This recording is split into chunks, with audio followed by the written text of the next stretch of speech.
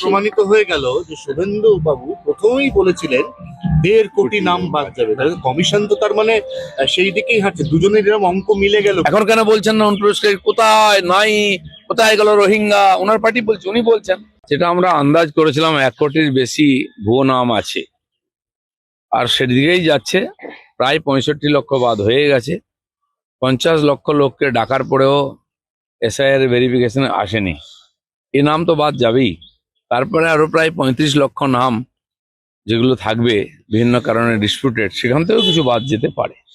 তাহলে sum up করে, যেমনটা মুখ্যমন্ত্রী জৈন মন্দিরের উদ্বোধনে গিয়ে সেদিনকে বলেছিলেন যে উনি আশঙ্কা করছেন 1,20,00,000 নাম বাদ যেতে চলেছে, আপনার ক্যালকুলেশনে মোট সংখ্যাটা কত? তার মানে আমরা যেটা বলেছিলাম উনি তো ওটা মেনে নিয়েছেন। বিজেপি এটাই বলছে, আমরা বলছি 1 থেকে 1.5 কোটি ভুয়ো নাম আছে।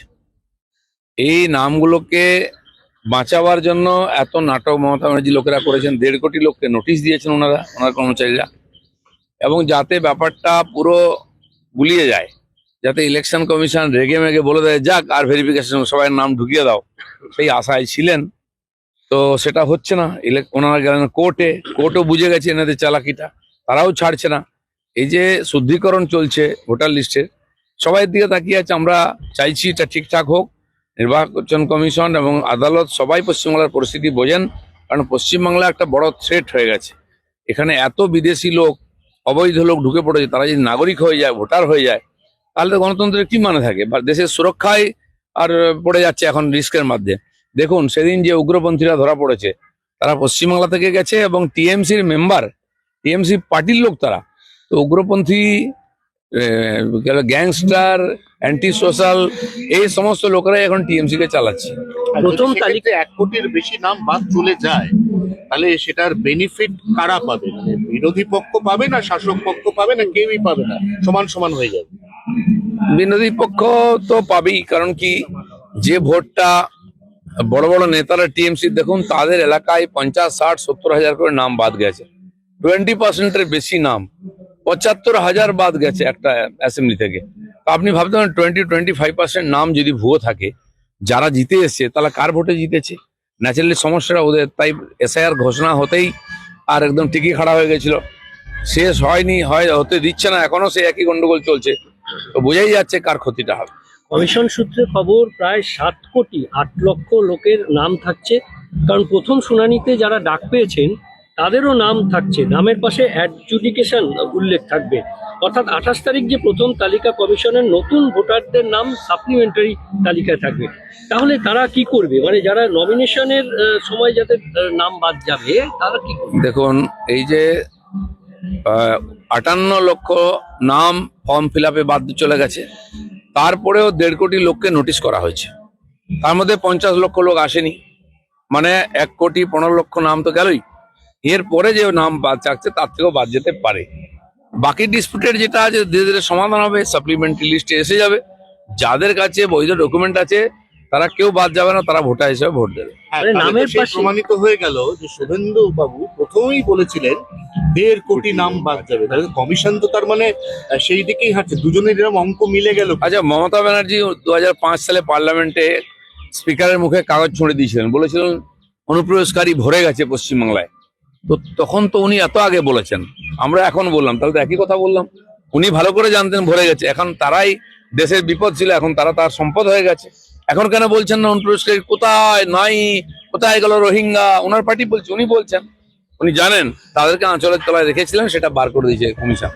প্রথমে দেখলেন যে 28 তারিখে আপনার নাম রয়েছে তালিকায়, কারণ নামের পাশে হেয়ারিং বলে লেখা থাকছে, কিন্তু তারপর সাপ্লিমেন্টারি লিস্টে নাম বাদ গেল, তখন কার কাছে যাবেন? সময় থাকবে না। না, সময় থাকবে না, সেজন্য প্রোটেস্ট তো করতেই পারে, নির্বাচন কমিশনকে মেল করবে, এত অফিসার আছে, বাদ যাওয়ার সম্ভাবনা নেই যাদের অরিজিনাল ডকুমেন্ট আছে। কিন্তু উদ্দেশ্য তো বাদ যাওয়া নয়, বাদ যাওয়ার যারা তাদেরকে বাঁচানোর চেষ্টা হচ্ছে, এটাই সমস্যা। কোনো বৈধ ভোটার বাদ যাবে না। দাদা, মার্চ মাসের 1 তারিখ থেকেই রাজ্যে চলে আসতে পারে কেন্দ্রীয় বাহিনী।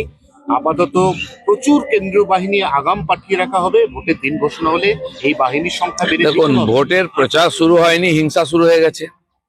এসআইআর কেন্দ্রের যে ধরনের হিংসা হয়েছে, তো ভোটের এই যদি নমুনা হয় তো ভোট কিরকম হবে বুঝতে পারা যাচ্ছে। সাধারণ মানুষ ভয়ের মধ্যে আছে, সবাই বলছে সেন্ট্রাল ফোর্স না হলে কি করে ভোট হবে। কি করে ভোট প্রচার হবে? দেওয়াল লিখন করতে যাচ্ছে আমাদের লোকেরা, তাদের মেরে হাত পা ভেঙে দিচ্ছে। তো নির্বাচন প্রক্রিয়া শুরু হয়নি, তখন থেকেই হিংসা হচ্ছে। তাহলে ভোট কিভাবে হবে? মমতা ব্যানার্জি এবারে ভোটে জেতার জন্য যা করার করবেন, গুলি বন্দুক বম মার কাট, চারিদিকে দেখুন গুলি বন্দুক পাওয়া যাচ্ছে, বম পাওয়া যাচ্ছে পশ্চিমবঙ্গের গ্রামে গ্রামে পর্যন্ত। তার মানে হিংসার পরিবেশ তৈরি করে, ভয়ের পরিবেশ তৈরি করে ভোটে জেতার চেষ্টা হবে। তো পুলিশের উপর তো মানুষের ভরসা নেই, সেন্ট্রাল ফোর্স চাই এবং বেশি সংখ্যায় চাই। ব্রাত্য বসু বলেছেন যে এখন থেকেই যদি স্কুলে স্কুলে বাহিনী থাকতে শুরু করে, আমার এই স্কুলগুলো আমি চালাতে পারবো না, পড়াশোনা লাটে উঠে যাবে। 8,000-এর বেশি স্কুল তো এমনি বন্ধ হয়ে যাবে, যেখানে টিচারই নেই। তো সেখানে ফোর্স থাকুক, সেটাও তো সেন্ট্রাল গভর্নমেন্টের সর্বশিক্ষা অভিযানের টাকা স্কুল তৈরি, ওনারা তো করেননি। ওনারা টিচারও দিতে পারছেন না। 6,000-এর বেশি স্কুল আছে যেখানে স্টুডেন্ট নেই, সেই স্কুলগুলো কি হবে? এইসব কাজে লাগুক।